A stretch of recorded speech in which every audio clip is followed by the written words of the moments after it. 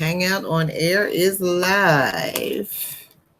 So we are still gathering. So it's going to be a few minutes, I guess, before we start. But yeah, Venita, I was sitting here by myself for a couple of minutes. And I said, I was thinking about our conversation. And I said, well, what is Venita exactly saying here? Well, you know, we're on air. So what we're going to do tonight is go through our 2 chapters that we read. Uh-huh. And I just saw this about 5 minutes. Normally, you know, I'm home on Tuesday. So this is not usual for me. You're froze. Are you froze? No, you're not froze. I'm froze. Yeah, you're moving slow. Yes, very slow. Okay. I'm still messing with this sound. Let me see if I can do something over here. Give me a second. Okay.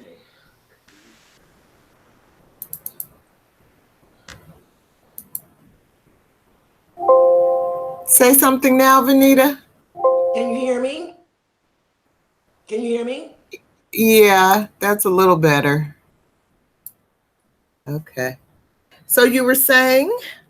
Well, I said it's usually I'm not working on Tuesday, but there was a couple of new systems that were implemented. A new patient's directory, which is what you use for everything. The doctors use it, the admins use it, everyone uses that for everything. It's an office system.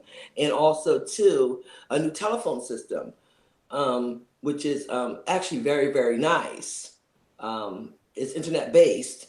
However, it's a brand new system also, too. That part is not a problem. Then they also made some changes. There's a lot of changes because they introduced a new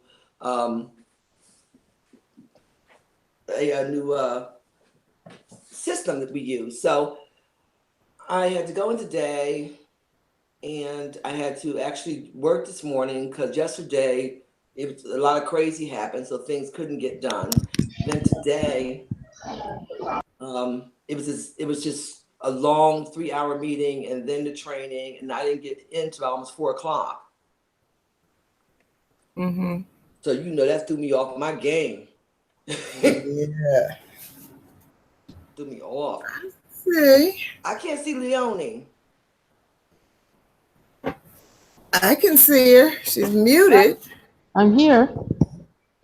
Oh, okay. Now I can see your whole face. We haven't seen you in a long time, so I want to see all of you. I haven't seen you. Thank you so much. Kim B has joined the Hangout. Hi, everybody. Hi, Kim. Hey, everybody. Hey, Leonie. Hello. World Tracker. Yeah. Yeah, we missed you last week. Yeah, sorry. Terrible at time zone tracking. Yeah. Yeah. Yeah. And where are you now? I'm in Richmond, California. Not too far from Oakland. Uh-huh. Mm-hmm. Oh, okay. So what is it, like 3 o'clock out there? Yeah, it's just 3 o'clock now. Wow. Wow. How you doing, Kim? I spent the day in court, so I'm a little discombobulated. Yeah, but I figured, let me get with my girls. let me just make it here. Yeah. You been good, Kim? I've been trying. How you doing, Venita? I'm doing fine now that I see you. That's so sweet. And I see Leonie, and we haven't seen Leonie since 1985. Okay. So it's all good. What you drinking, Leonie? What you got over there? Lemonade. Oh. Which might be appropriate given how much Beyonce is mentioned in this reading so far. Right? take it on down. Take it on Yeah. down. Michelle has some good questions. I can't even do that right now. So, Gio did indicate on the invitation page that she would be here. And Nicole clicked on the invitation, so I think she's coming. Let me just see if I have any messages here. Remember, school just started and she's trying to time herself with the girls. Yeah. Yeah, so she might be running a little bit late or something. Yeah. And then Gio said she was coming, so I was surprised about that, because I don't know where she landed with the storm going on down there. Mm-hmm. Florence. I don't know how close she is. What town does she live in? Columbia, I think. I don't know how close that is to Florence and Wilmington. I think she must have got out of town, beforehand. Mm-hmm. Because she did click. She did click she was coming today. So, I do think she's all right wherever she is. Yeah, she has to Nicole is here. Hi everyone. Hi, Nicole. Hi, good to see you all. One of the girls had to finish a math test at school, so Nicole, here I am. Nicole, I had you covered because I just said to Michelle, I said Nicole was probably running late because school just started and they're trying to time everything and get on that schedule. Yes. Yeah. Thank you. Yes. Oh my God. They are fine. They are fine. But these busy schedules. I know. And I'm coping. Yeah, it's a lot. So yeah. Yeah. I couldn't do it. But they're beautiful. Twins. Yeah, like that.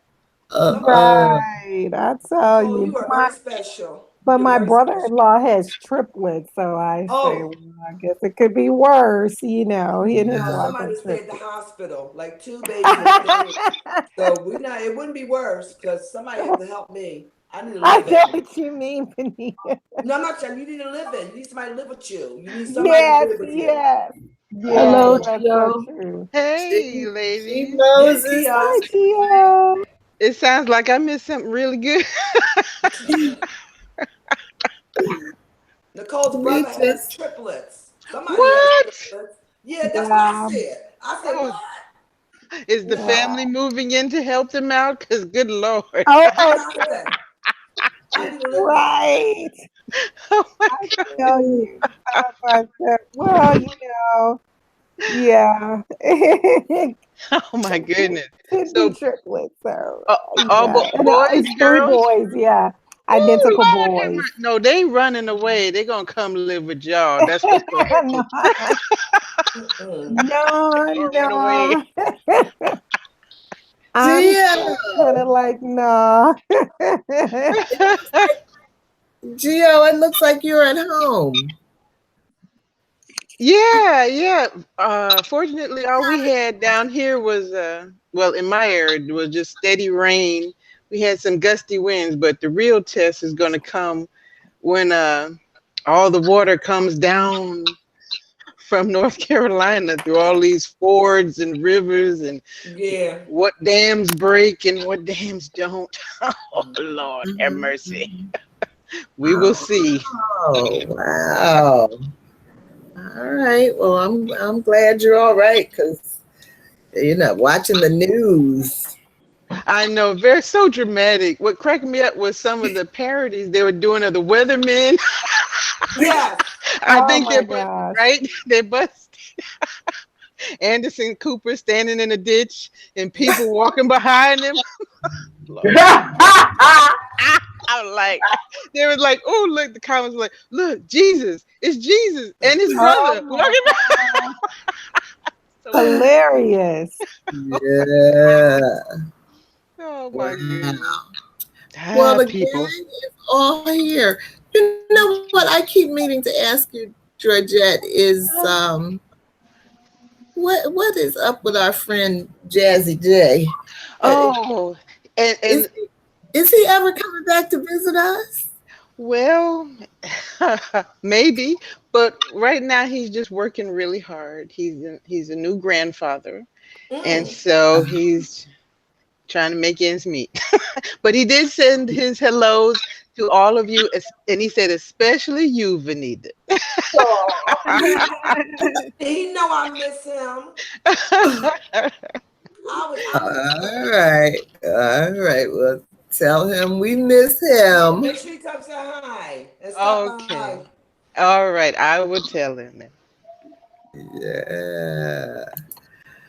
All right. Well, I guess why don't we go ahead and get into it, and let me welcome everyone to the Global Black Feminist Reading Circle, Session 11, Book 11, that we are reading together online in this public way, sharing, sharing our personal reflections, maybe nothing quite as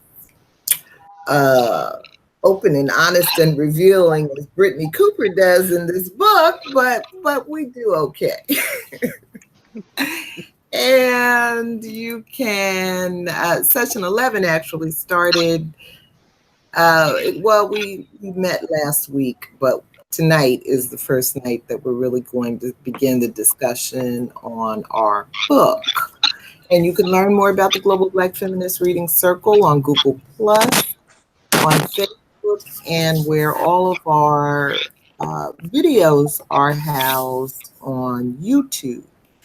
And of course, our session 11 book is Eloquent Rage, A Black Feminist Discovers Her Superpower, by Brittney Cooper, Dr. Brittney Cooper. So it promises to be an interesting set of discussions that we'll have around this book. My name is Michelle Odom. I am facilitating the discussion tonight, and I am located in Brooklyn, New York.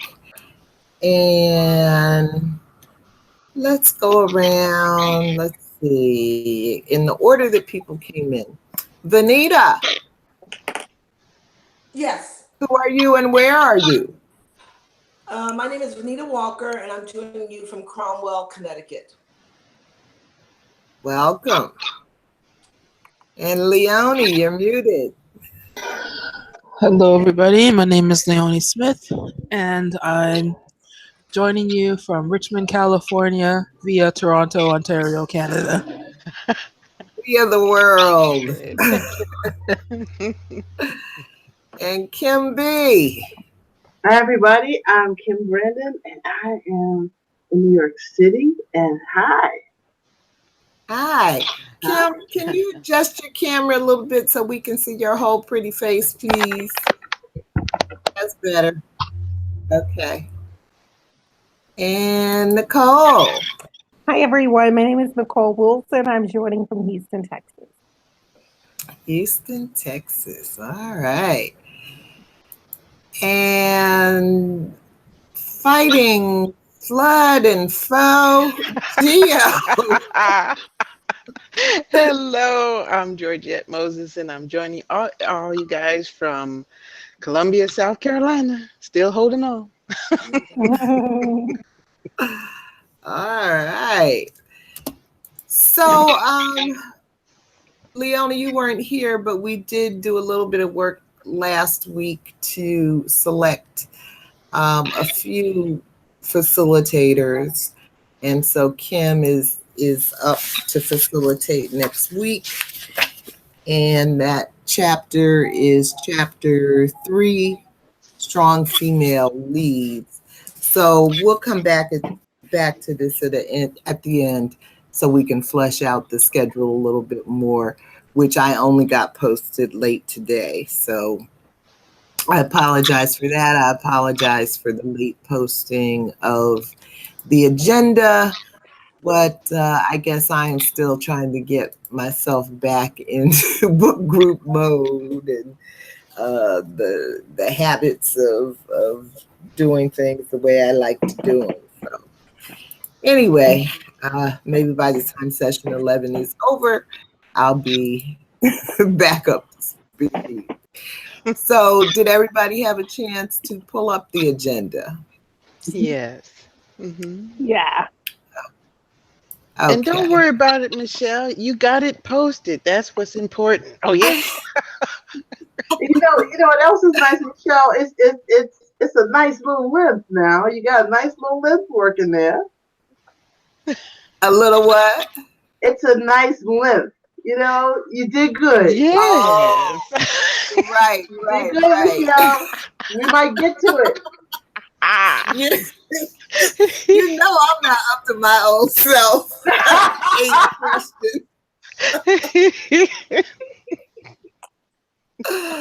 Oh, and then I read this book. I read it like toward the start of our last break. And then I went on to something totally different. And so it's also like just even trying to get my head back into the subject matter. Right. So, but I will get there. So by way of summary, for tonight, we had chapter 1 called The Problem with Sass, and chapter 2 called Capital B, capital F. And so my summary of those chapters is in her introduction to Eloquent Rage, The Problem with Sass. Get my screens right. Cooper alerts readers to her belief that sass is simply a more palatable form of rage, but more women should begin the quest to change our world with anger. Black women turn to sass when rage is too risky, she laments.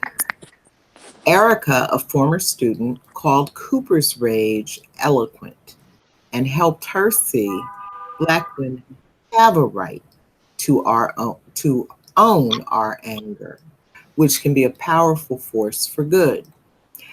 Erica is one of many Black women who helped to save Cooper from herself, and that model with feminism is what she will use in this book to call America out on its fascism, sexism, classism, homophobia, and more. In chapter 2, capital B, capital F, Cooper uses her early exposures to sexism and homophobia to travel her own road to Black feminism. In this telling, she delves into some of the challenges and importance of friendship and love among and between Black girls, exploring the way that homophobia has served as a barrier to a full embrace of the concept of feminism. And so with that,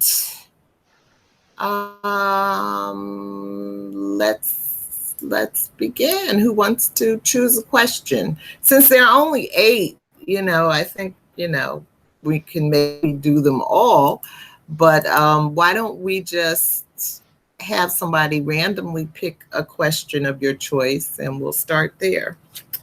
Who wants to go first?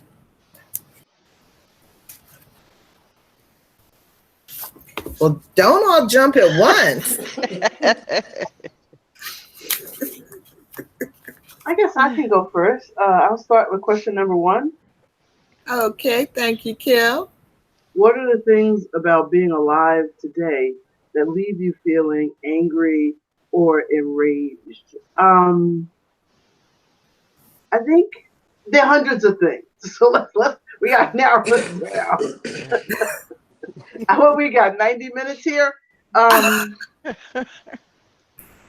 think the thing that I'm going through right now is when white women are our allies in racial struggles, given the time that we're in, and they don't realize their racism within the cause.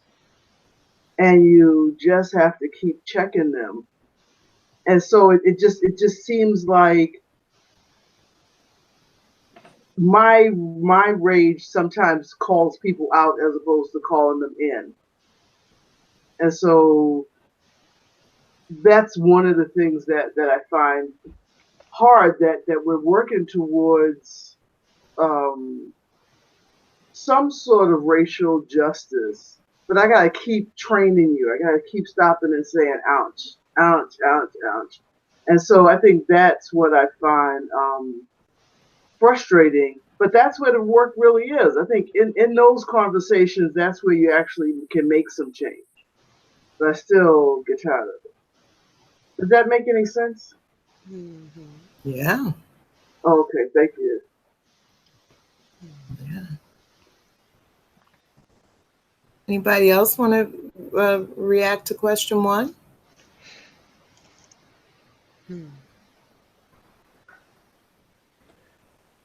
I'll piggyback on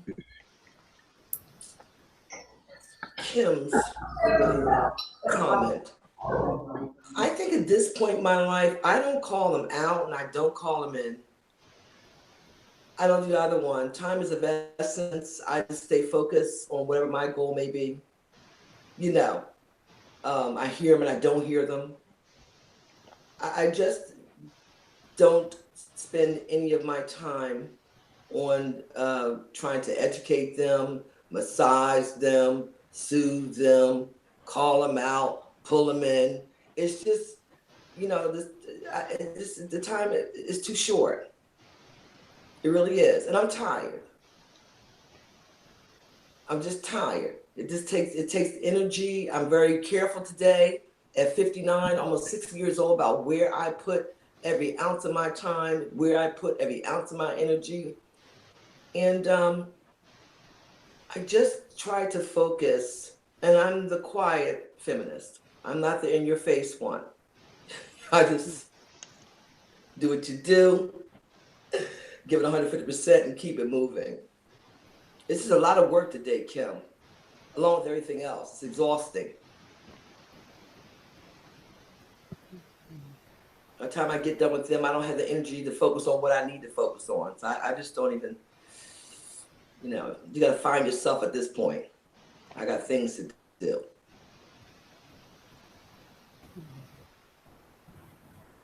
I'm talking about the white woman. That's the subject we're on, Kim. Right. I got plenty of time for my black sisters. Plenty of time for my black sisters. You know what I'm saying? Plenty of time. Whatever they need, I'm there. If I have to take time to explain it, massage them, get it there, I'm going to do it. But as far as the white woman's concerned, I can't spend a minute on her. Tell her nothing. I just can't do it. And that's one of the points that Cooper makes in chapter 2, that you know, that she thinks we're going off course if we put too much energy into centering other people, be they white women or black men or whoever. You know. So anyway, okay. Anybody else on question 1?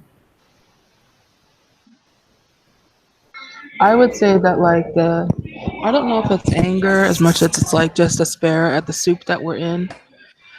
You know, that even if people are well-meaning, that it's still exhausting to kind of like unpack the impact of patriarchy and racism and oppression. You know, even if you have well-meaning white folks and even well-meaning people of color, that oftentimes they don't even know what soup. We don't even know what soup we're in. There's just so many layers. So I think that's the piece that I mourn, is that, you know, we're in a time where people are actively wanting to engage in these questions. And it just seems like one question begets another question, begets another question, and so on and so on. And so, yeah. So this idea of like, I mean, I recognize in this moment that like we're not standing in place, but it often has that energy or force around it. This idea of being in place. So that's a piece that comes up for me. Yeah, me too, Leonie. And it does feel a lot like, we're not really making real progress. And it's related to this issue of not being able to hear each other. But when I think about, a man sitting in his own apartment, and being shot, just all of the, what has become kind of comical, the way we talk about, driving while black, walking while black, just trying to be black and alive, continues to be a real risk factor. And it just feels like that should not be the case in 2018. But there's something going on with human beings where I don't know if it's just a fundamental dishonesty, or if it really is this difficult for us to hear and understand, and have compassion for each other. It doesn't make much sense to me. But here we are. And so I think the anger is as much a frustration about, not really knowing what to do.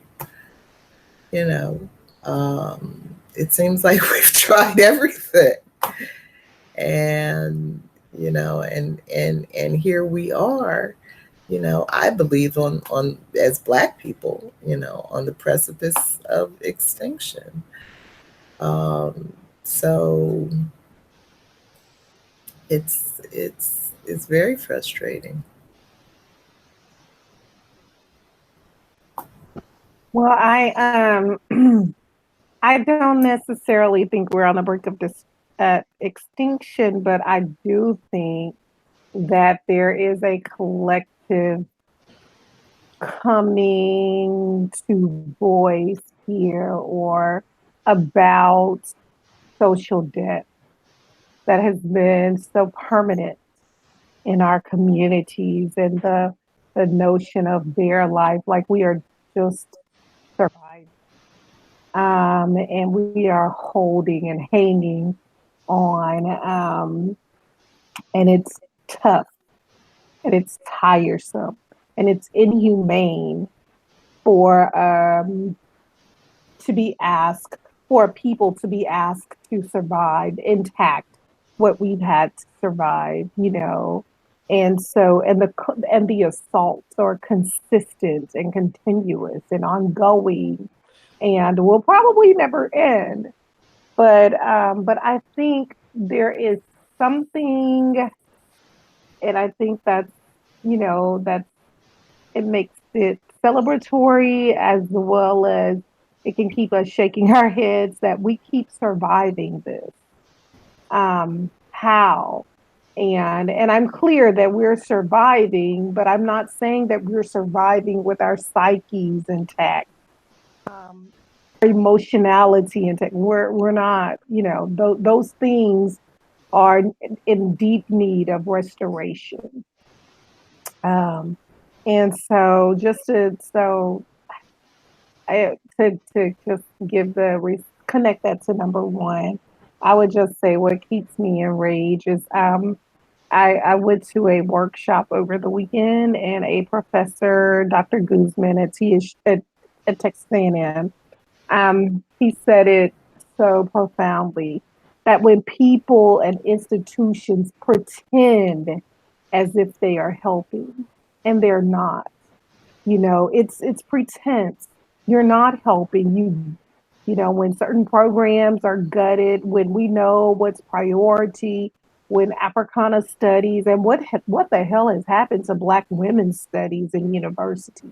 It's gone. If we don't make these spaces and maintain and create these spaces, this knowledge is not handed down. It's really gone. You can get a little bit in Black studies departments, a little here in women's studies, but for us, you know, Black women, as Anita Hill says, those of us who have a gender and a race and a sex, what, you know, what becomes of that? So I think that is what keeps me kind of in continuous rage.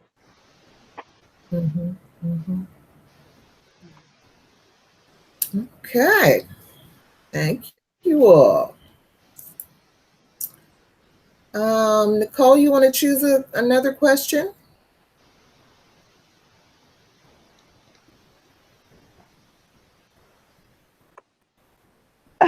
Oh gosh. Says the person who can't unmute and mute. Oh gosh. Okay. So let's say okay, number 5. Did you have girlfriends growing up? And if so, what did those relationships mean to you? It is so interesting when I think about girlfriends growing up because, of course, I had them. Um, and these were in my girlhood complex. I can think back now that some of the complexities of, you know, just life, navigating race, social class, gender issues that we were dealing with. And it really meant the world to me because to this day we are still friends. Um, and we have seen each other through, you know, some tumultuous times, some triumphant times. But I will say that it's so painful to think about um, the fact that one of my friends, she was like in 5th grade, one of my best friends, she's already dead, died about 3 or 4 years ago. And mainly I just attribute it to structures not being in place to assist working class and poor Black people. Um, and so you know that's the thing. I was after reading this book, Brittney Cooper. I was reflecting because largely this book is about Brittney's girlhood. Would you all agree? I mean it's clearly her coming of age, but I could definitely see how this could be like in a course Black girlhood. But Mm-hmm. but this book made me reflect on some of the things and thinking about my girlfriends growing up. It made me remember like as a girl, my mother had to have been one of the, you know, pioneers, her cohort of the welfare to work programs. And it just, you know, dawned on me that yes, that's what it was. My mother was one of the pioneers and one of the earliest cohorts of welfare to work. And she and I, we struggled through that together. Our mothers were, you know, getting off welfare and going to their lower sector jobs, right? And just the fact that I had to reckon with that they were just liberated from welfare to struggle. You Mm-hmm. know, again and again, the support and the supports, shall I pluralize that, are just not in place. They're not in place. And it's one of the in this book where she gives this very, I had to quote it, a very beautiful, where she talks about like being a Black woman. It's like being at the intersection, you know, and you know, but just basically struggles. And people know you need help and nobody stops to ask, you know, and again, so anyway, we survived it. She became, you know, of course she saw some of her adulthood. Um, But I've come to understand that this is what happens to girls in the hood, girls growing up in the hood. Yeah. Yeah. Thank you. Anybody else on question 5?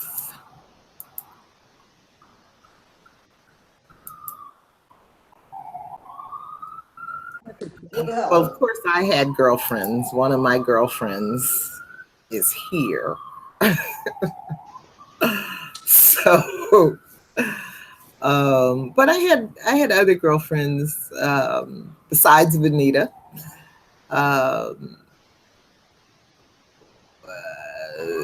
most of whom have not lasted a lifetime.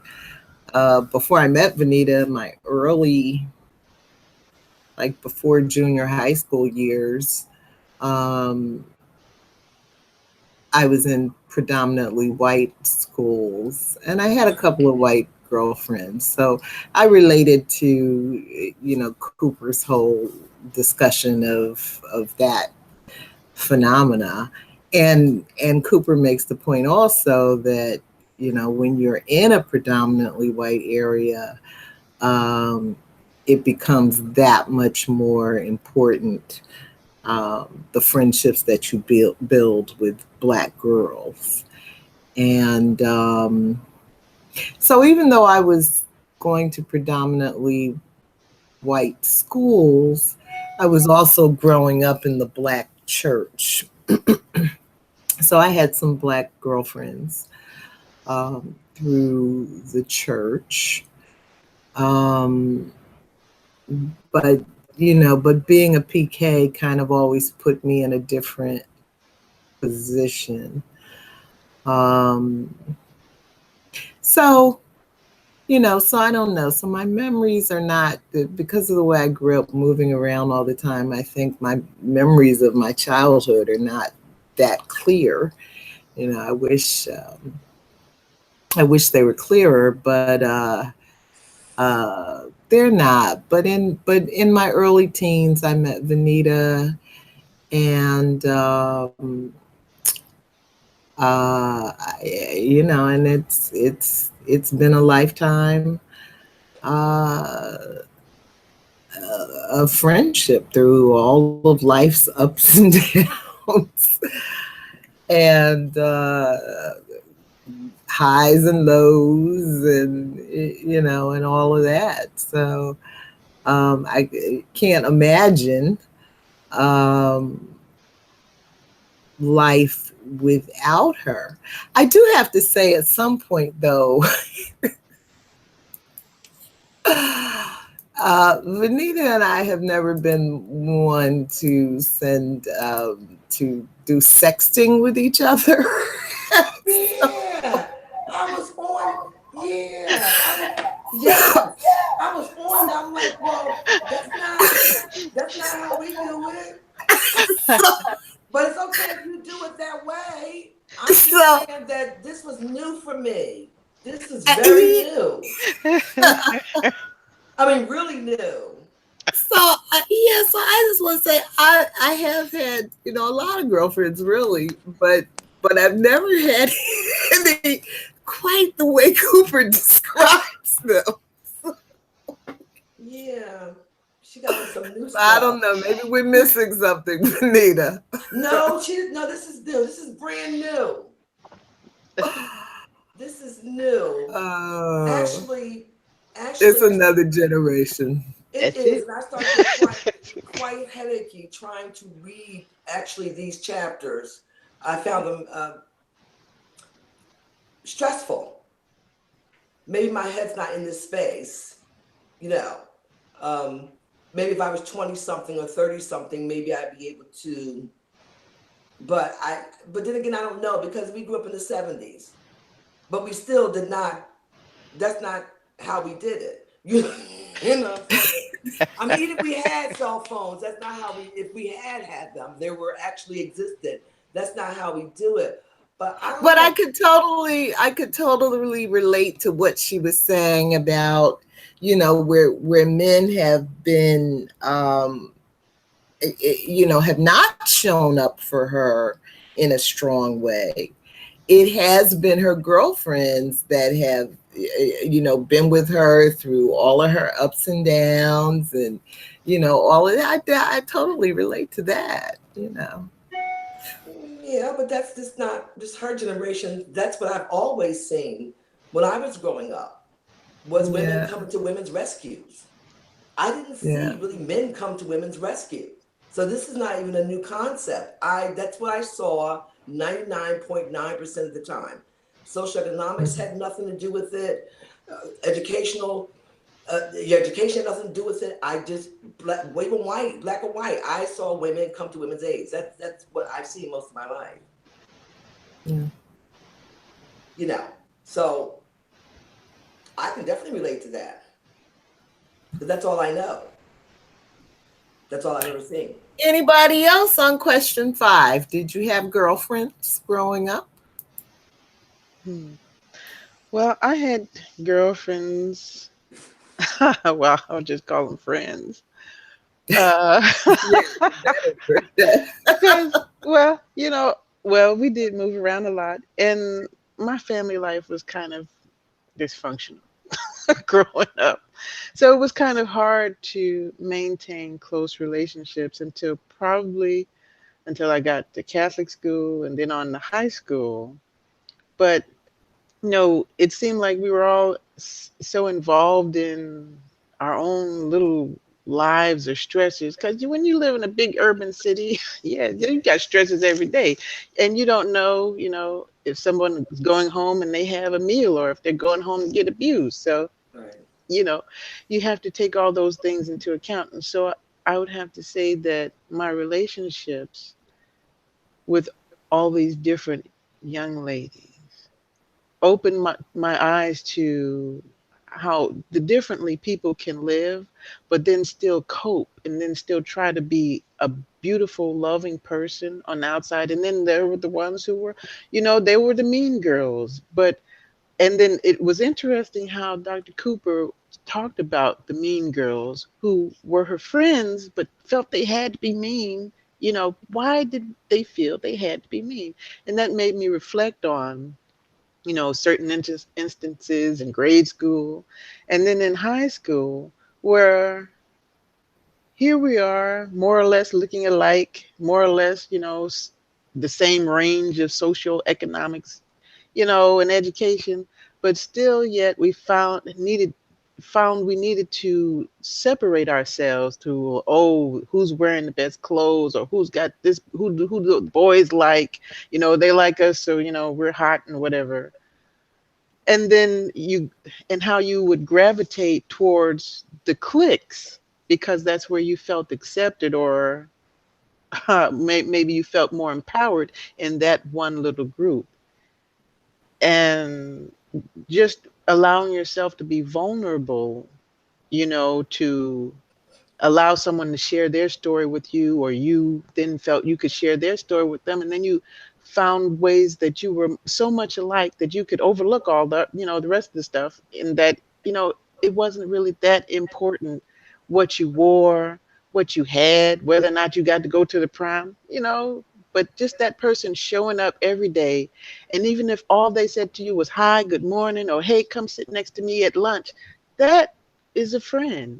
That is somebody who's feeding you that emotional and spiritual food that you need for that day. Maybe you don't know what that person had to go through last night. Maybe, they came to school and their clothes were dirty.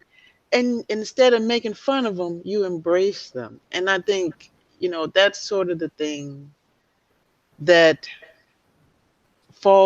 is a small is related to the larger picture of what she seems to be describing in feminism, is this division, why we still have to be divided by skin color and class and all of these other things, when what is the basic, we're human beings, okay, and we're trying to fight for our rights because there's other forces out there trying to keep them from us. So it's what we learned growing up with girlfriends and then mate and boyfriends and this just associates, interacting in your family, is related to that larger picture of how we're either successful or unsuccessful in this movement, this continuing movement, this evolution called feminism, I guess, because we bring all that baggage to the fight, right? Am I making sense? This is Yeah. how I'm Yeah. interpreting it for myself, and we can't get past that. We can't get to any success because we still have all this baggage holding us back about why we can't, why the white lady can't relate to all my entire struggle. Maybe she Right. could. I don't know how she grew up, okay? All I know is what's coming out of her mouth when she reacts to a question or reacts to something that I'm doing, or something on TV, some media, and then you really see, oh, that's how you see it, okay? And then and then like Kim said, you be angry, and maybe you'll take the time to explain it to her why it's like that, or why I'm feeling this way about this particular situation, and then they open their eyes. But there's so much revisionist history going on. Like what Nicole said, they're removing the facts, the historical facts, and rewording it and just totally whitewashing it and whatever they want to do. And we have to okay, I'm digressing and I'm all over the place, but That's all right. but and those are the things that I don't get angry, but I'm disappointed. Like Leonie, disappointed. I can't be disillusioned because I have little granddaughters that are going to need me when they call, and I'm going to have something positive to say to help them fight on in in the face of this world that they're going to grow up in. So, but yeah, that was my experience with girlfriends. And today, I have them, they come and go, and it's all right. I don't have to be I don't feel like I have to have a really close girlfriend, because whoever I need is going to be there. Like you guys, where did you come from?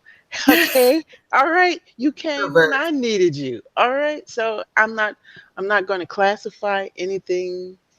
It comes when I need it, and whoever I need to help will be there. I'll be there when I need to help them or say something positive to lift them up. So I'm just a free spirit, and that's it. I'm closed my comment with that. All right. I guess Thank you. I'd like to answer the question. Just briefly, I also moved around a lot, so that impacted the friendships. But I think what was the hardest part with the friendship was all of a sudden somebody would not be talking to you. It was just like I was always so clueless as to how I upset somebody and why they mad and why they can't come and say, I didn't like when you did such and such and such.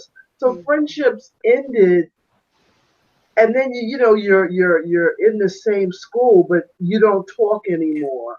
And I have one friendship that ended. My favorite friends, we all in high school, and one of them said, "So and so said you was talking about me." What, really? And it ended like this 3-year friendship. And so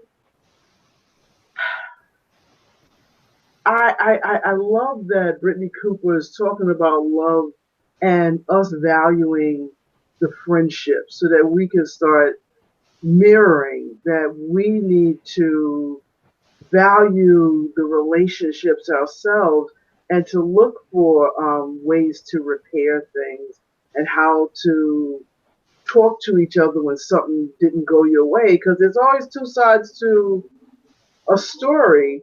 But I found this little "I'm not talking to you anymore" thing.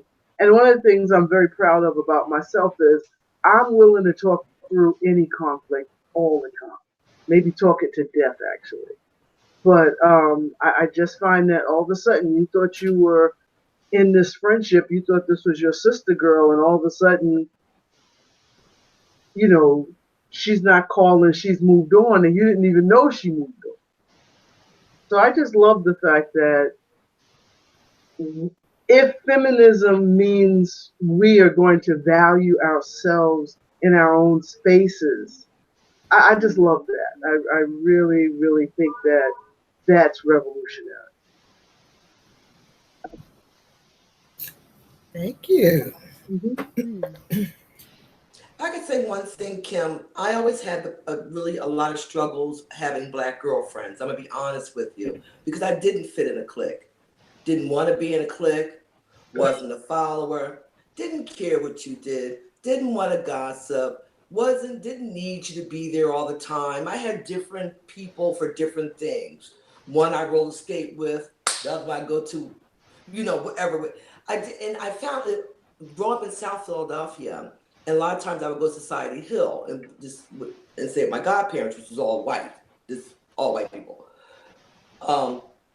And that was the same way, really. But when I was in South Philadelphia with all my Black girlfriends, it was so much, just trying to have a friendship was so much work. I think it's why I never had a friend. When I met Michelle, I think in junior high school, Michelle, the reason why I was attracted to her, because she was doing her own thing. She thought her own way. She wasn't no clique. It wasn't no this. It wasn't no extra work. No, it was just, for me, it was just a lot of work. It's just like, it was just always this thing, what clique you fit in.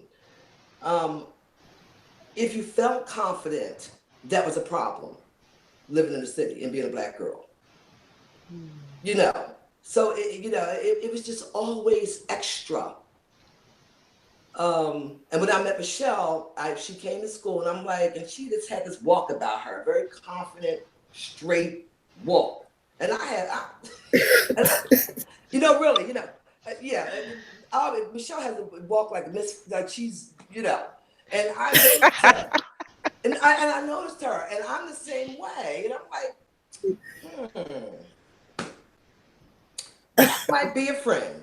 And she was just like, and that's why we've been friends ever since. Live and let live.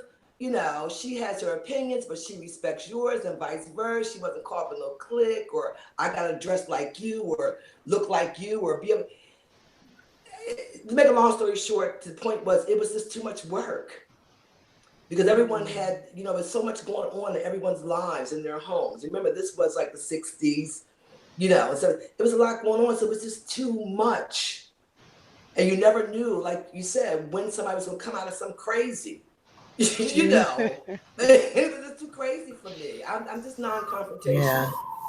And I was always in my own little world, because I kind of had to be with the way we moved around, and with being a PK, you're constantly being put over here while everybody else is over here, and so I never was a part of the clique. And so I just, I learned how to entertain myself and not really even worry a lot about what people said about me, because people were always talking about me. And as far as I could tell, it never had a relationship to truth. And there didn't seem to be a lot of people who genuinely wanted to know me. And, but Venita was one. But what I mean about the truth, and I there's a question in here, and, I kind of, I'm going to find the question in a minute. But I don't want to avoid or skirt around the issue of homophobia that Cooper spends a considerable amount of time dealing with in this section, because I do think it really is critical to how people have come to view feminism. And with me, I started cutting my hair when I was 16 because of a bad perm.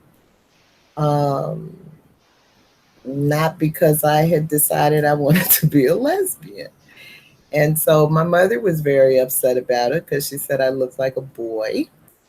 Um, and other people, we had a lot of questions about it. Most people were not as forthright as my mother about it, but there were just a lot of questions about it. Like, are you trying to make a statement? What's that about? That's not. For me, it was just a bad perm. And so if you needed to add some other meaning to it, then I always felt like that was about you. It was like if you say to me, Michelle, you're a zebra. Well, I don't feel like a zebra.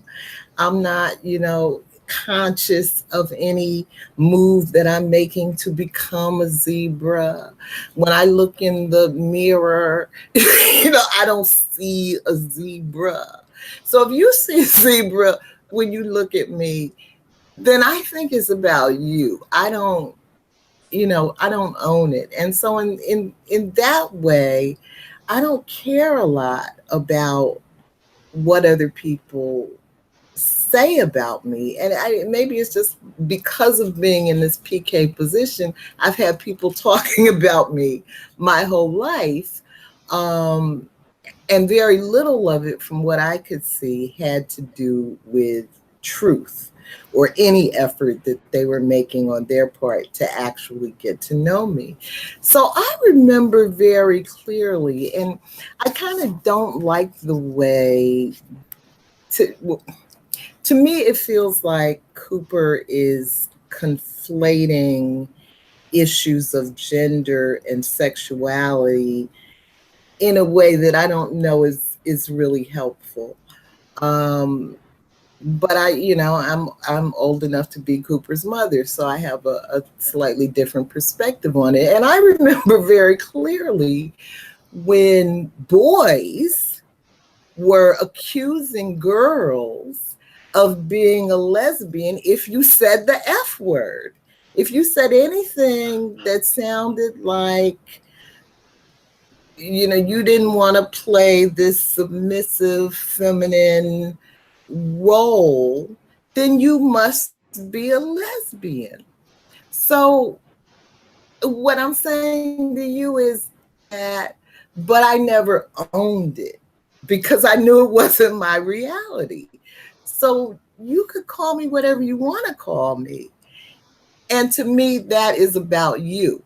But I think the reality of what we were seeing is for a lot of girls and women, to be accused of being a lesbian was like the death knell. And they would do anything to not have to wear that label, including denouncing feminism. And so I think that Cooper is trying to help us get clear about all of that, but I'm not sure that the discussion that she presents really hit it on the nose for me. So.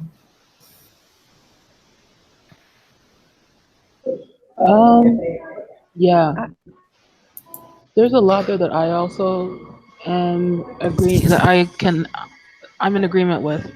It seems to me a giant leap that she's made. I don't know that she made the case for that argument for me, because I just feel like when people are not sure how to interrogate this idea of what's feminine, because it's not in the right package. I don't know if that necessarily equates to homophobia. In fact, I don't think it does. I think it's a giant leap, because people do tend to label things that they don't, to make a thing that's uncertain certain. Yeah. I'm Nicole? sorry, Leonie and Michelle. I'm a little confused. Like I'm trying to understand like the context of where I guess I'm trying to go into the text to see like when you describe the leap, where specifically. So I understand Michelle is saying that maybe talking about or women's and gender issues that's being conflated as kind of engaging homophobia or making visible homophobia. But I guess I just needed a little clarification, Leonie, for you. Like, what are you saying she does not unpack well enough? Well, the piece, I'm trying to find the part that I made a note for, which I'm having a hard time finding, but um, Well, one. mhm. Go ahead, Leonie. I So the part where she says, like, the feminism, like, has its roots in queerness or whatever, that made sense to me. That seemed perfectly fine. But this piece of like that people, I don't know, maybe it was my reading of it. Actually, I'm just going to speak in the way that I know it, that I experienced the reading of it, which was that, like, if that somehow there's like some kind of denial that might be set up around that part of the reason why black women may not kind of like be able to relate to each other with that sense of intimacy has to do with running away from this idea of being lesbian or something to do with homosexuality. I thought that was I thought that was a leap. I thought it was actually projection of her taking her individual experience and swathing it onto the experience of black women and feminism. For me, that wasn't that. To me, that was a leap. Is that any clearer? It was clear to me. Nicole, No. you're muted. Yeah, I'm just trying not to unmute. I thought I no, I just think yeah, what you're saying is clear. I could see. I think my question really should have been. I was trying to figure out how we were reading that. So I think we just kind of read it differently Okay. because of the fact that she invoked Audre Lorde. And we know Lorde was consistently, I mean, even the constant reminder, I'm your sister, that yes, I'm a lesbian, but I'm your sister. That black protest and black freedom struggles are not going to, they don't move and move effectively. And if we're not also protecting and advocating for the protection of queer bodies as well. It's not just straight bodies that we need to hold space for, and Yeah. not just individuals or folks identify, within the binary of gender as we know it. So I think that's why I knew it. I think for me, what the leap was for me, and it was just interesting that you and Michelle said that. I was thinking, oh, okay, so we all kind of saw something, but I think we saw it differently. For me, the leap was feminism and womanism because even at the very beginning she calls Alice Walker in, right? Because it says for grandmama and her daughters, and when you read everyday use, Alice Walker specifically says for your grandmama. But I guess Cooper personalizes it. But then too, I guess that could be all of our. I mean, I read it as a collective and individual. But that she talks about Black feminism and Alice Walker, which we know. So I mean, it's still. I just think that's going to be an age-old conundrum, and we never really get to unpacking that because what's happened, Black women's studies is just virtually really non-existent as a discipline. Um, and that's where you unpack those theories and the considerations of, is this Black feminism? Is this womanism? Where are the lines there? And how do we kind of separate and what's blurred and so forth? Because she speaks of Black feminisms like Alice Walker. And so I was like, well, I don't know if Walker is, I don't know. So, for me, that's what it was. But in terms of of the homophobia, like I understood that through the lens of what our, Black lesbian women are having to advocate, and they are having to go an additional mile to say, hey, don't leave that out of this conversation as we talk about Black women and interlocking oppressions or intersectionality. We also need to hold space for sexuality. Um, okay. I don't know. I mean, for me, that's not even. Sorry, Kim. I just wanted to say something about the kind of girlfriend thing. So this is one of the things that when I read these texts with you with this group, that like I come upon differences because I did not grow up in a culture in which the I grew up in a culture that was which is matriarchal, and Which is so what? matriarchal, and so Leonie, I um. can't really see your face. Oh, sorry, I trying to figure that out. Better. So when she asked the question around girlfriends and stuff, this is like foreign territory to me because I did not have that. You didn't I have girlfriends? no, I very much. It's for a couple of reasons. Sorry for the noise. I very much grew up in. I mean, it was interesting hearing you talk, Michelle, about kind of like being a pastor's kid and so being like separated and knowing that people didn't like, weren't speaking the truth, and so it was you weren't taking it in because I took it all in. I took it in as constantly trying to find a way of recognizing that fitting in was important and that I did not have the skills to fit in. It was like not going to happen. Hmm. Um, like I was in circumstances that were fundamentally shaped by patriarchy. I was in a church community. Schooling, like the way that schools are structured, were not for me. They were really like unnatural places that killed my sense of freedom, and and I also had the situation where the person that I was closest to, which was my niece, which her and I were the same age, died when we were 6.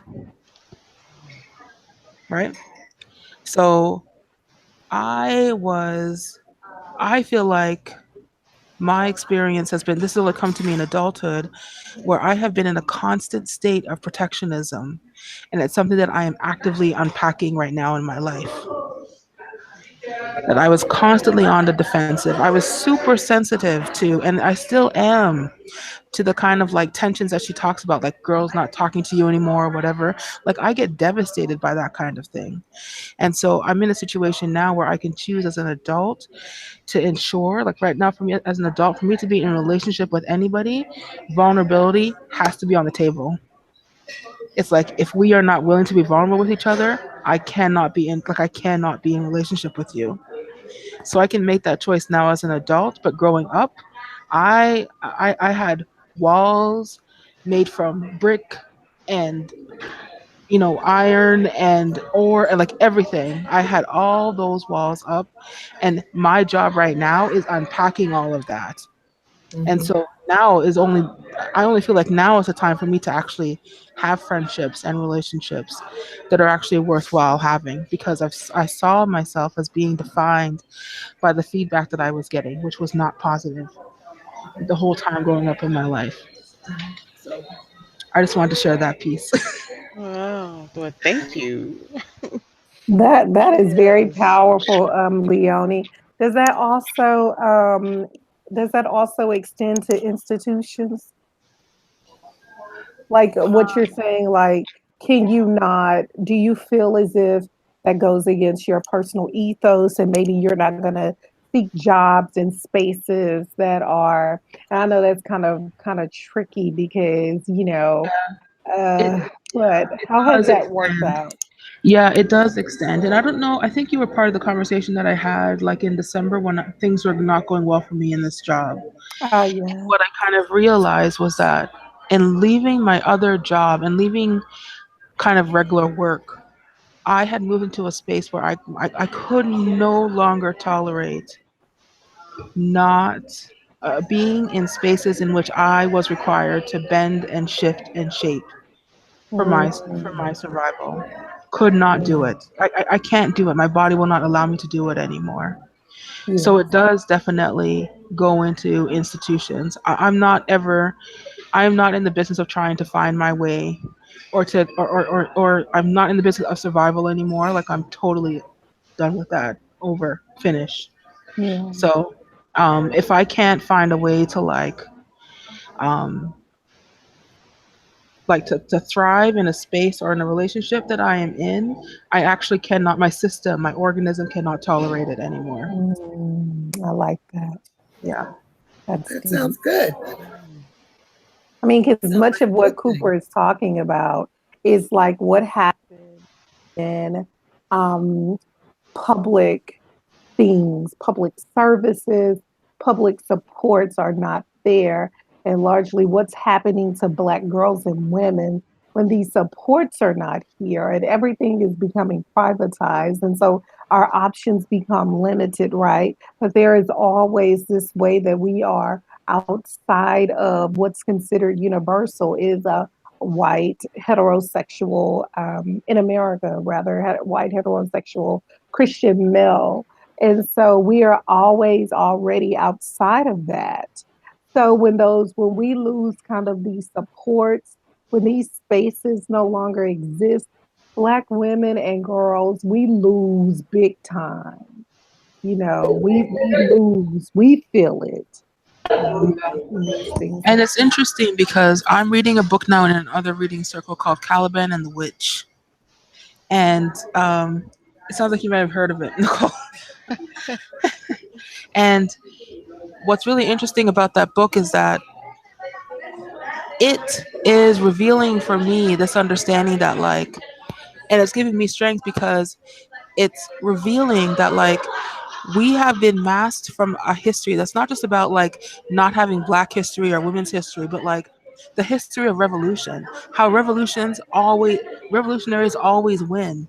But like it's not in our history books, you know. It's like even this idea of like feminism, it's like these women, they got together and they like marched down the street and they did la la la la da da, and it's like, no, for the 500 years that capitalism has been around, there has been so much of the progress that has been made has been done through resistance.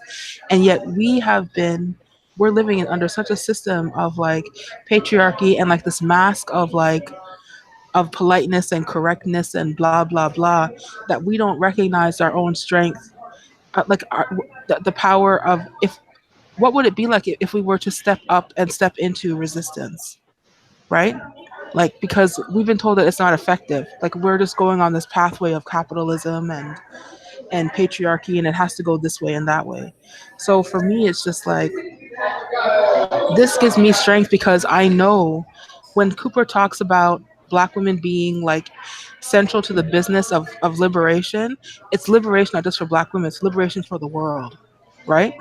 If white women get free, that's one kind of freedom. If Asian women get free, that's one kind of freedom. If Black women get free, that's freedom for everybody. So we're the only ones that can do that. That's what's clear to me. Amen. Take us to Absolutely. church, I Leonie. agree. Yes. Yes, Leonie did that. Yes. Yes. All right. Well, it's 7:15, so I do want to move on, but I would say, Nicole, that kind of when you ask, where is it in the discussion, that I think this confusion comes up. Part of it is if you look at question 7. One can truly be a feminist. One cannot truly be a feminist if you don't really love women, and loving women deeply and unapologetically is queer as fuck. It is erotic in the way that Audre Lorde talks about eroticism. It's an opening up, a healing, a seeing and being seen. Good sex is all these things too, wrote Cooper. And so my question is, what do you think of this description of feminism? And so I absolutely know what she's talking about when she raises Audre Lorde's point of view on this, and you know, and I absolutely agree that loving women is an important aspect of feminism. But to me, when you have that discussion in the same context where you're talking about sex, texting pictures of your nipples to your girlfriend, it starts to go south for me. Well, Michelle, you know, I didn't know if it was an age or a generational thing. I kind of felt the same way, but I tried to remove myself from the conditioned reactions we have to sexualized things and wordings. And I realized that she is a different age group with different kind of freedoms. So, Yes. you know, I wasn't condemning her for that. I'm like, okay, well, that's how you are explaining it to yourself and how you're trying to relate your explanation, how you're making it make sense in your head to your readers. And I'm like, okay, whatever. Okay. That is interesting. That's very interesting. I'm glad you pointed that you all pointed that out. And maybe that is a generate, because she does keep, you know, reminding the reader that she's a I guess I would pronounce it zillennial or zillennial. She's right on the cusp. She's between Gen X and the millennials. Because I didn't have a problem with that at all, because, well, you know, the erotic era sex, it's so embedded in our pleasure politics, and what's so pleasurable. I mean, a component of this is what she's talking about. It's bringing a Black woman pleasure, the ability to love and be loved in a very positive and affirming way by another Black woman too. Because when I think about the definition of womanism, Alice Walker talks about, you know, yes, absolutely, loving women sexually or non-sexually. And really, I think is to not bat an eyebrow if, however, that looks or however it materializes for other Black women. But I thought that was beautiful that her friends, I really thought that was beautiful that they're affirming each other. Now, let me be honest, I've never done anything like that with my friends, but I think that's also connected to this whole body positivity movement. And that I am beginning to see many Black women, whatever body size and shape and type, you know, they are stepping out and you know, letting, hey, if cellulite shows, that's okay too, whatever it is, you know, but love your body. There is an activist in New York, Tanya, Mama Tanya, or anyway, she's, you know, I see her on Facebook doing this. I do think it's a component of, like, maybe it's generational, maybe it's the new media age as well, this era that we're in. I really thought that was beautiful. I'm like, yeah, they need to, you know, affirm, you know, in a way that's affirming each other and just saying, girl, you look good. Girl, you got it going on. Girl, them squats work or whatever. I mean, I didn't really. That's so interesting because I didn't see a problem with that at all. I was just like, oh wow, that's so beautiful when I read that part. And it didn't take away from her overall argument for me. Okay. Michelle, Yes. where was I? Because I don't, once again, I was always in my own little world, maybe too much my own little world. I don't understand, when did body become an issue? Now, I was a teenager in the 70s, and it was free this, free that. And I don't remember body being an issue. I mean, where was I? It seems like there's a lot of focus on that now. And maybe I just didn't focus it on myself. Maybe I don't know where I was. Well, it But wasn't there an were issue big, for you because you were always thin. no, but It was an issue for larger girls, and I was always on the meteor side of the equation. So I remember, when it was a struggle to find clothes to wear, or all, I used to sew, so I didn't quite have the problem that other people had. But a lot of the clothes that were being made for women, for larger women, were not at all flattering. I remember when Lane Bryant came on the scene, and that was a big deal because here was somebody finally saying that big girls want nice clothes too. So I think it has been an issue for a while that you're supposed to feel bad if you don't fit this 36 26 36 kind of model, but it was never a problem for you. well, I have a sister that struggled with weight, my older sister, and she was always on the heavier side. And she didn't tend to have those body hang-ups or any hang-ups with herself, be that the case. Matter of fact, and that's one of the freest people I know. And maybe that's why, my sister never had those hang-ups. And that was at one point at 18, and that was a real 18. Not now where it was a real, she was always on the bigger side. She's 5'3". And I just never, she was always very confident, always wore nice, cool stuff. Maybe that's why I didn't really notice it, because she was close to me and she had that confidence. It just seems like there's so much focus on that. So it takes away, I guess it's why I get a headache. It's so many things coming at you at the same time. It's just so much.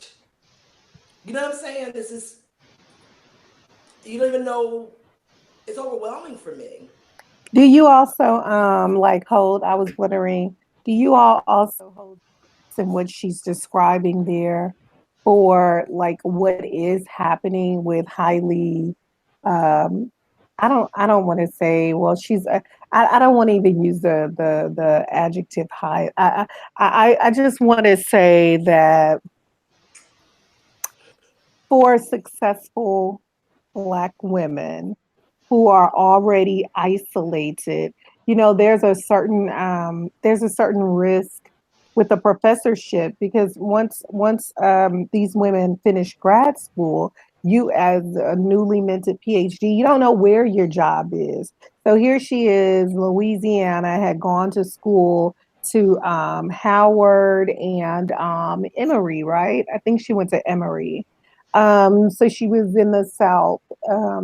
But and then I'm almost sure she was a direct admit. So I think she probably went straight from bachelor's degree. I'm not sure. I need to look up to getting her PhD. But there's a certain risk to, partnerships.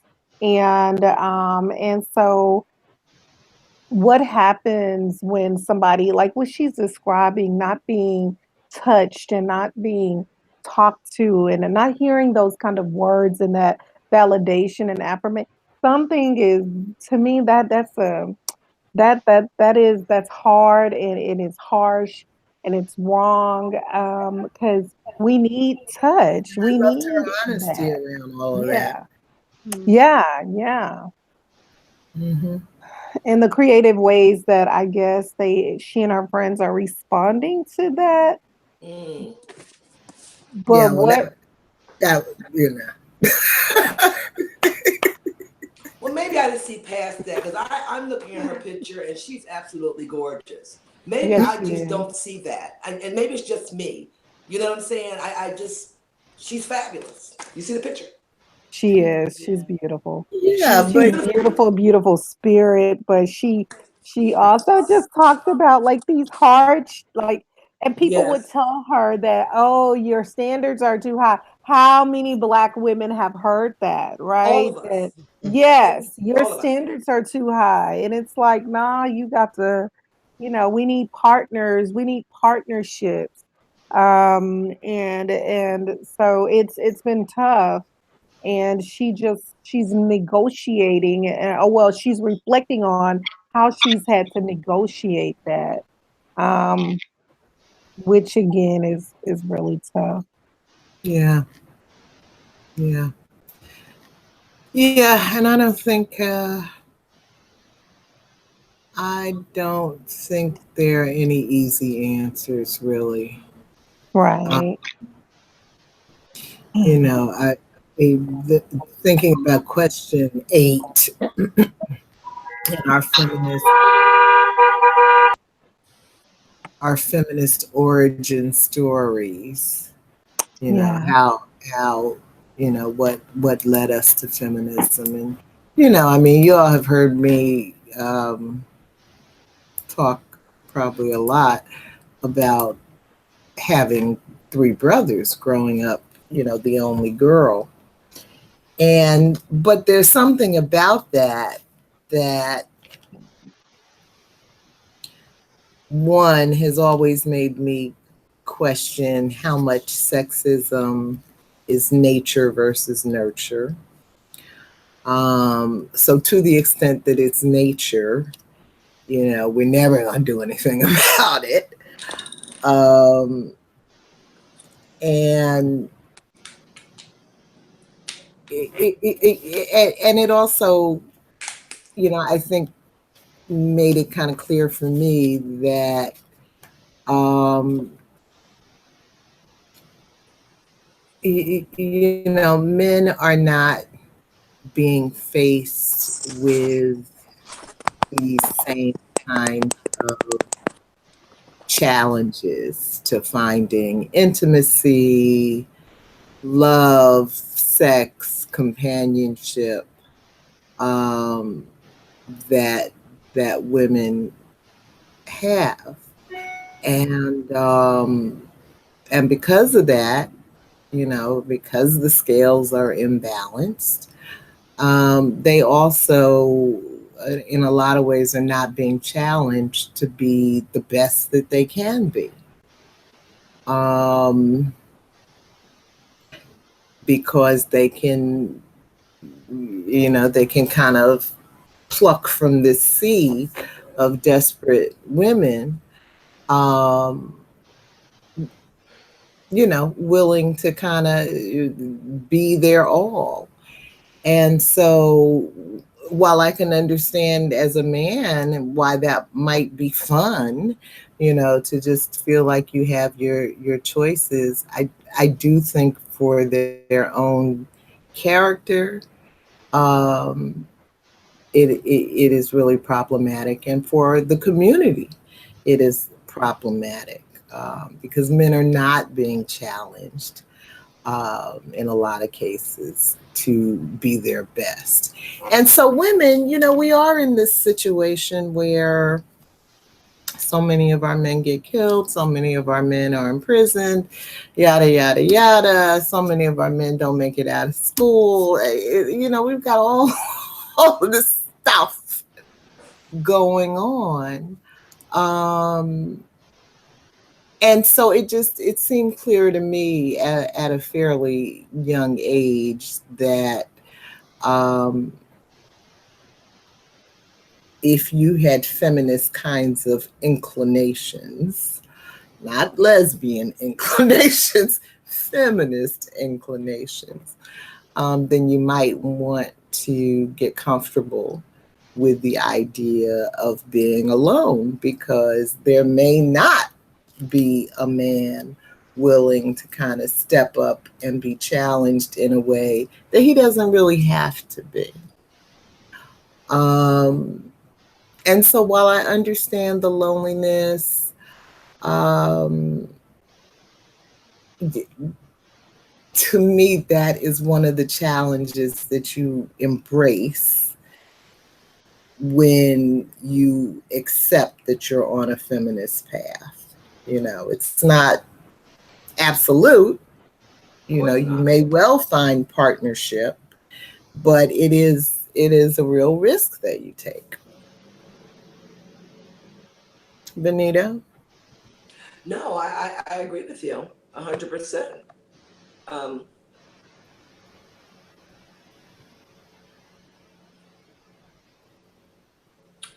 It's just so complicated. Mm-hmm. I do agree that it's generational. I don't think that's an option for me to feel that. And I think it was something somewhere in here where she said the politics of getting dick. Um, I don't know, remember what page it is on, but that's a whole conversation, and then that conversation got blended into who has a pussy and who doesn't. Right. I wish we had combed those two out a little bit more and separated them. Yeah, you're right, Kim. That's another conversation that just kind of didn't hit the mark for me. Yeah, they're all in the same paragraph. It was just like the sentences just seemed like they didn't belong together.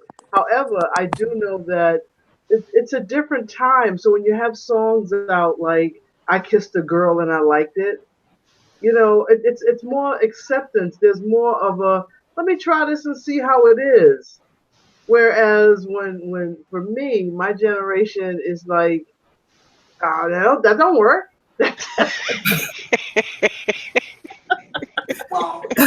So just and it may not be my generation. Let me not say that. No. For the way I was raised, the way the track I'm on. When I first heard that song, and then I remember my daughter was in grade school, and you would find, oh come on, horns, I'm sorry, you'd find all these little girls in grade schools on the steps kissing each other because they just thought this is nice. But not when I was going to school. I'm going to mute because there's a traffic jam over here. Yeah. We didn't have that either. But there's also, I just feel like it's also true that many women in the world, if not most women in the world, have relationships with in community with other women, and that children are often raised in community with other women, and that it's not necessarily about them having any kind of sexual or romantic relationship.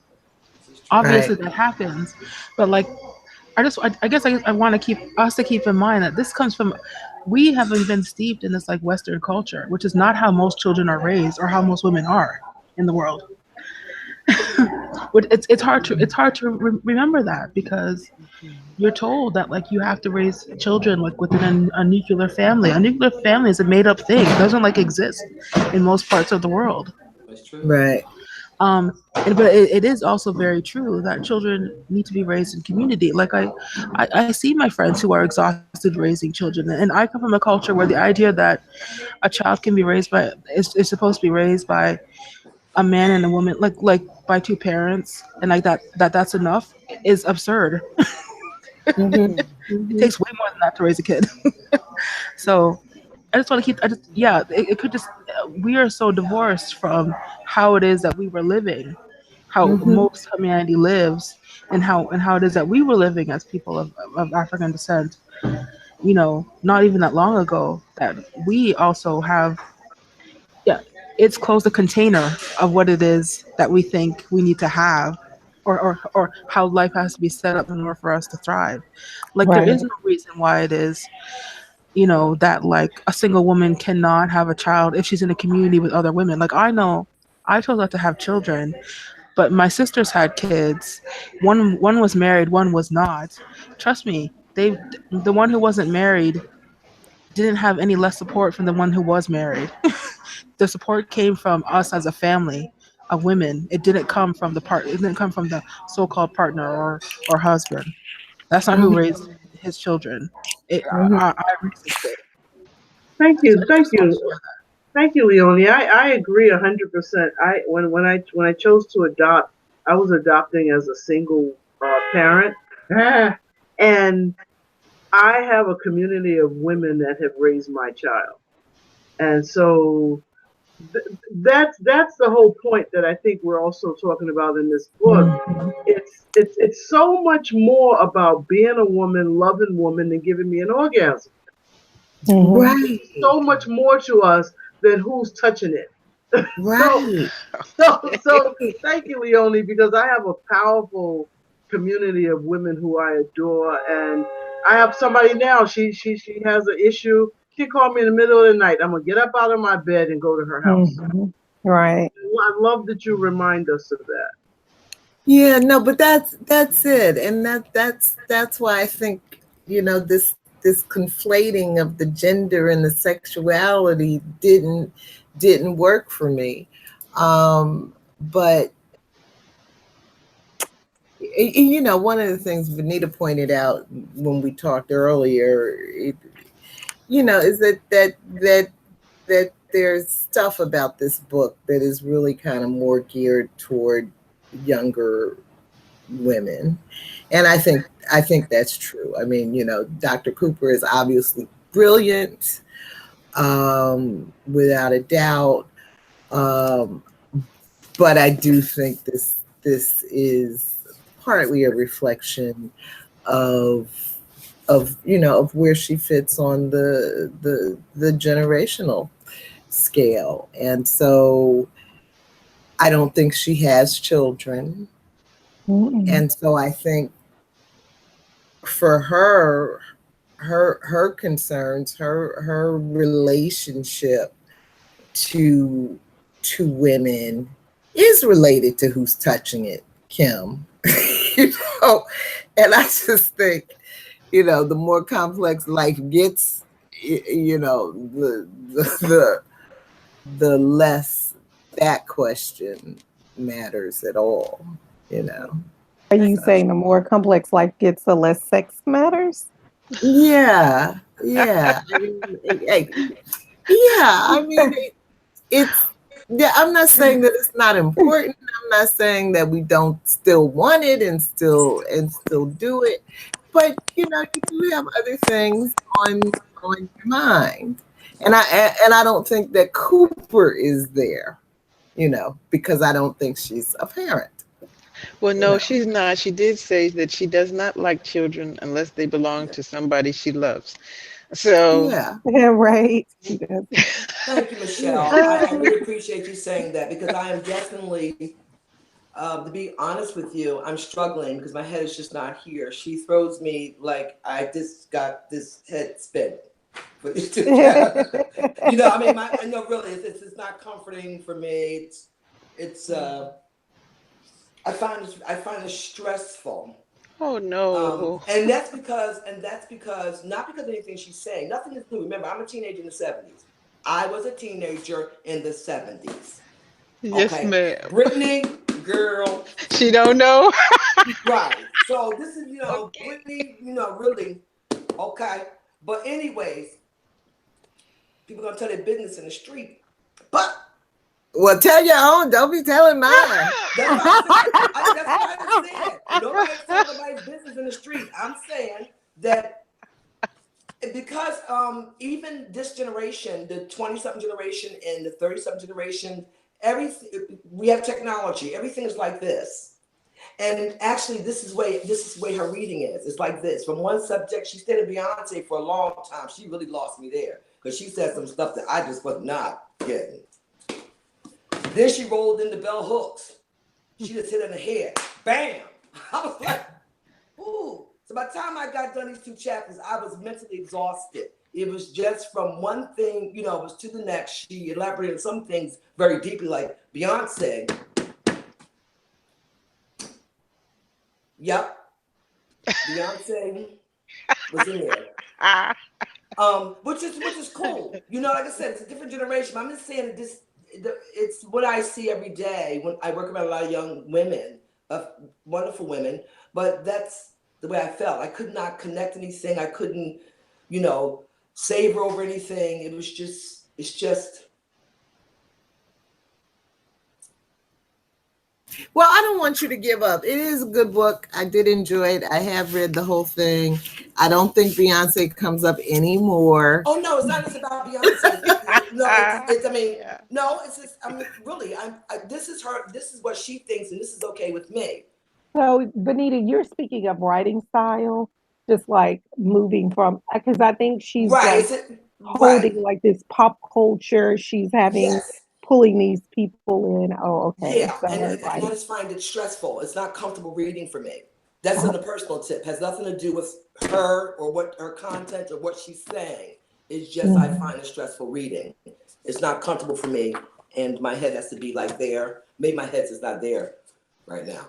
That's what it I is. was, yeah, I was thinking that, yeah, she does pull in because I think blogging, her public writings, and then her academic scholarship, just kind of those voices, kind of merging those, because this is for a general audience, and it's not because we've read, her academic scholarship, and I know she's a bad girl. But this is a different kind of it's her stepping into becoming a public intellectual, as they say. And so I definitely get that, but a public intellectual who is still invested in activism. And so she does kind of hold space for like these pop culture figures. I thought there was a moment here very relevant, and the timing of it all, that she talks about Serena, and we saw this very this very public way in which Serena's sass has been misconstrued and have kind of weaponized, or tried to make her sass, try to weaponize her sass, shall I say, and make it be about something that it was not really about. And so I just thought it was just the irony of the moment that this text that we're discussing these chapters, and then we just had this big moment with Serena, and how she talks about the way in which Serena's body is read, how she's read, the ways in which she's dealing with, racism and sexism, and the fact that we hear the caricature, the trope of the strong black woman, but what happens when a black woman is really physically strong, and the ways in which her body is consistently critiqued. Um, so I just said, wow, we are going to talk about this right after, we've had this moment. But I will say, having expressed that, and what Venita's talking about, kind of the writing, I wonder what that means when Brittney Cooper's talking about Sass going back into her girlhood. Because if you all look at a lot of books that are published with the black girls in mind, and I mean like a middle childhood, like middle schoolers, or even early childhood, that Sass is usually centered in these texts for and about Black girls. So how writers are, Black, and a lot of them are Black women writing these stories, are, using this sass, or centering sass in these stories. And what does that mean, for Black girls? Is it with the presentation of sass and what that means in institutions that they're in? So is it that, does the literature help them to, be sassy and be okay being sassy? Or is it already there culturally and the literature mirrors that? I'm not really sure, but her bringing up sass and telling a story about sass, and we can look at publishing, um, kind of patterns, and see that sass is centered in stories for and about Black And I girls, think, Black women.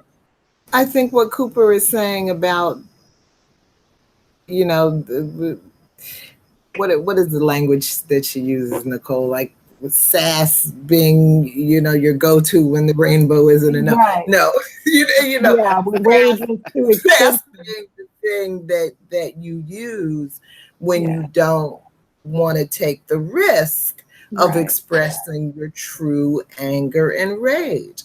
And Yeah. so with Serena, what we see is a woman expressing her true anger, taking the risk, and dealing with the consequences, because there always are consequences when you are honest about your rage. But wasn't it Um, ironic that that was read as sass, though? Remember, I mean, what stood out to a lot of people was the finger pointing, right? Did y'all access those articles?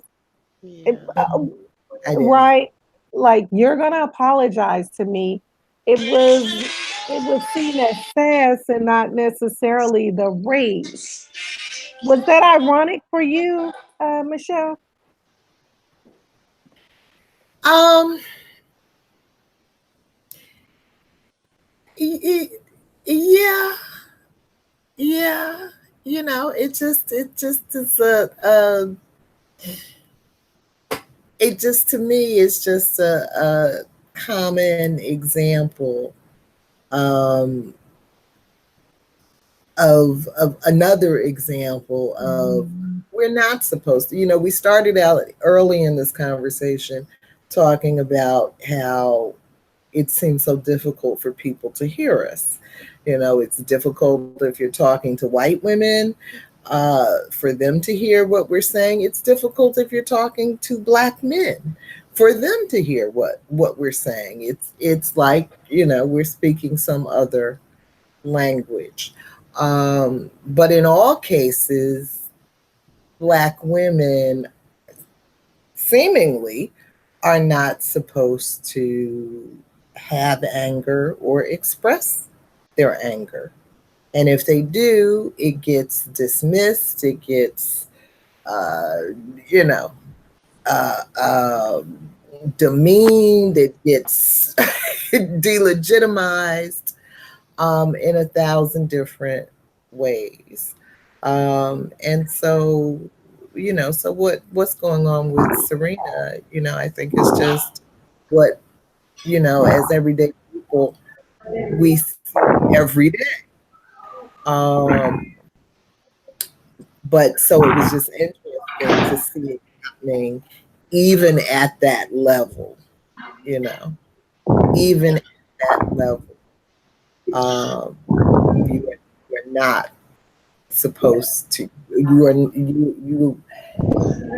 not supposed to believe that you have the freedom to express your true emotions, whatever they are.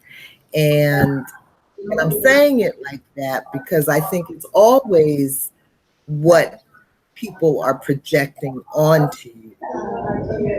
Just like I was saying about the lesbian label. People project that onto you, whether it's got anything to do with the truth or not. When they called us slaves, that was somebody projecting their image of us onto us. I said, you make a good slave. And so we are in the position of having to accept or reject the label, the definition that's being imposed on us. And so, Serena's rejecting that shit. So that means she's gonna pay the price. I mean, Nicole, to like your earlier piece though, and also to what you're saying, Michelle, like I think that like here's the thing. So I have this friend who is she's born in Kenya, she's South Asian. Like, you would look at her and people identify her as Indian, even though her family hasn't been in India for like 100 years. She grew up between like she grew up in Kenya and also in Canada. And she talks about how her African friends will sometimes, when she asks like a question, they'll look at her like, "Why are you asking that? Like you know the answer already." And I feel like that is something that we have that is true that as Black people, and in some ways the people of color, that kind of like we have an understanding of like all the layers of all the like textual layers or whatever of what's happening like in an incident, like what would happen with Serena. And so the struggle, I think the struggle is that is not so much for me, it's not so much about whether or not I can display my emotions or my feelings, my anger or my sass, but like that for me, both of those things tell speak to a story that needs to be told. Like anger tells me that there's something else there. Anger in and of itself is not enough information. Sass in and of itself is not enough information. So to go back to like your question, Nicole, about like is our what's being reflected to like girls, like in terms of the sass or whatever. I think what I see that's interesting in this text, and why I'm liking it much more than I did the Crunk Feminist Collective, is that it can support the investigation of those emotions.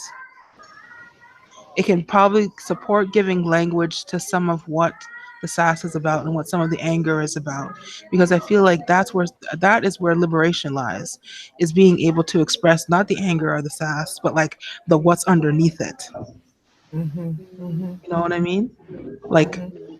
because there's so many stories underneath that behavior and underneath those emotions, that if we can find the words to be able to express them, I just feel like it would be so powerful, be transformative for ourselves, but also be transformative for the communities that we are in, because we know that we have, like, from reading like the Joy DeGruy book or whatever, we know that we're a culture that has been silenced. Our humanity has been silenced for so long that like posturing has become like our norm. Right. And so it's like, let's put some words to it. Let's Yeah. put some words to it, you know? And I think what's critical about that is putting words to it is just like, what a lot of writers have come to reckon with, is that you cannot be controlled by audience, by reception, by how people are going to receive this. This cannot be, you cannot allow that to control. So in many ways, Cooper is just decided to, I think that there's a level of honesty and vulnerability here that she shares. And some of it has had to do with some calling out. There is some responsibility. There is, as you get deeper into the text, you find out like what happens between her mom and dad. As Michelle kind of said, it's like deeply personal. But I don't know how we get the language and how we do that kind of work if it's not at some levels personal. I'm not really sure. So I'm grappling with that. Yeah. But I know Yeah. that this has always been a technology that Black women have used. The first person, the telling our stories, the talking back through writing, because that is a way of kind of talking back to empire. These ways of talking back. I don't know other ways to do that. Yeah, for me, it's so powerful because even like someone like Ta-Nehisi Coates, right? Okay, Hmm. okay, or even say, because there's a thing right now happening amongst white women. Her Brittney Cooper's age writing essay Uh, collections. That's like a big trend that's happening, and hers is like a foray. She's stepping into that mix with her own perspective. And what I see that's kind of like, I'm not sure how much I agree with it or whatever. Like I've read the whole book too, and I need to give it a second reading because I definitely read these books with like a tremendous amount of like bias, and so I need the second reading to like hear the author, if that makes sense.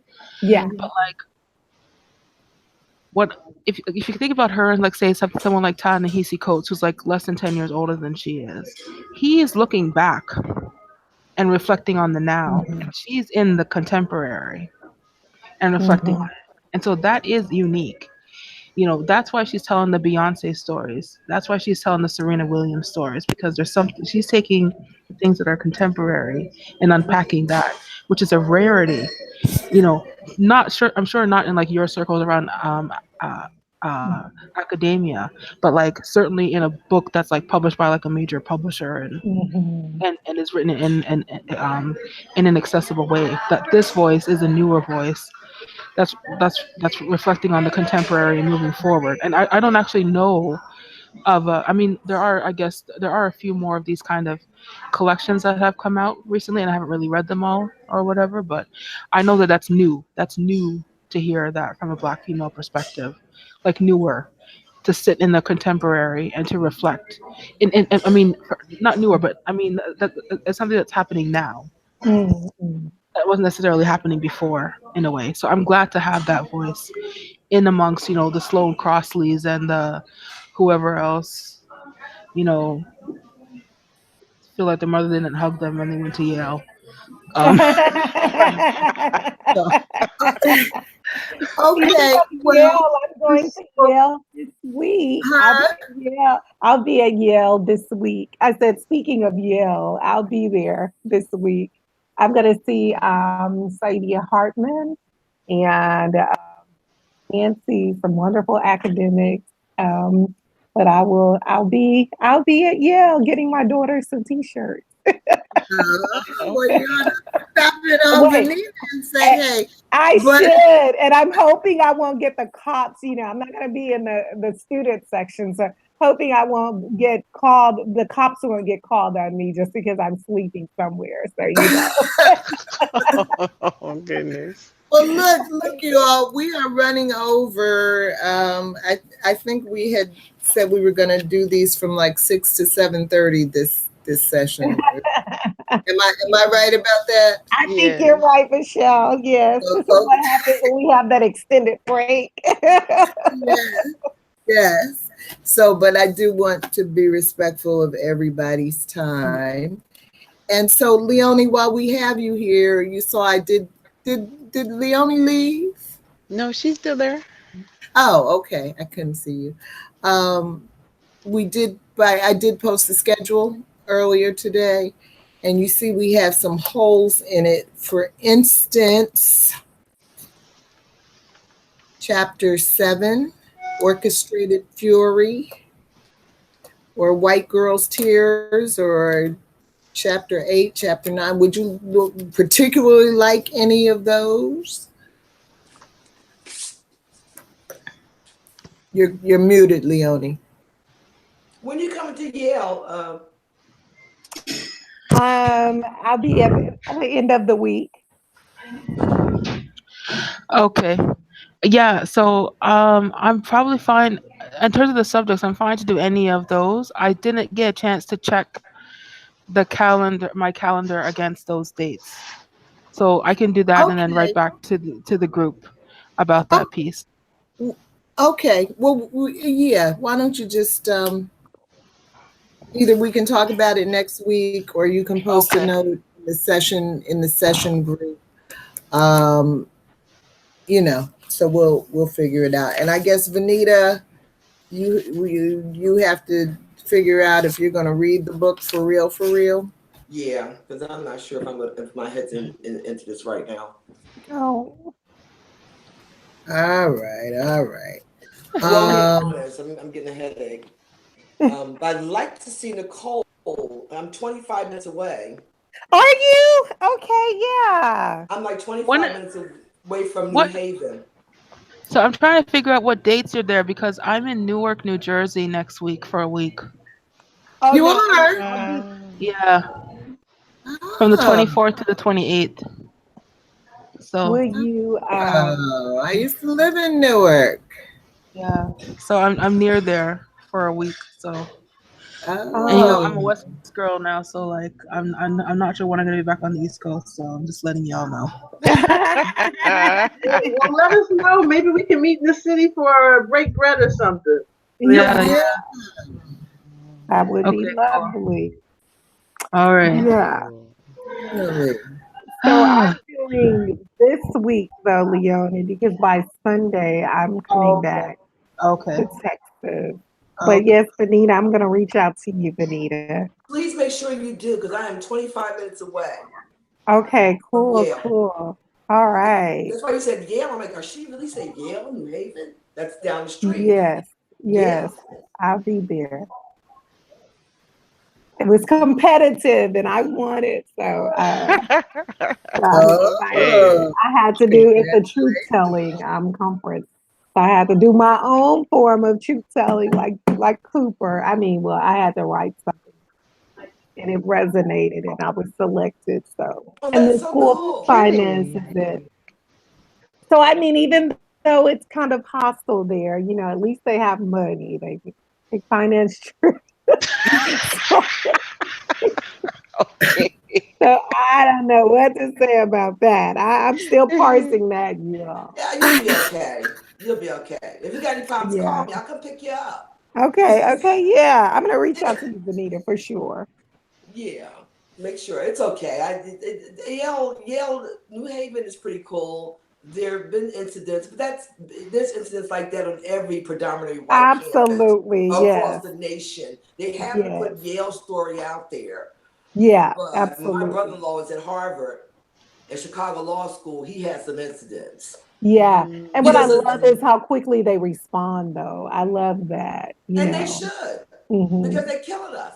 Right.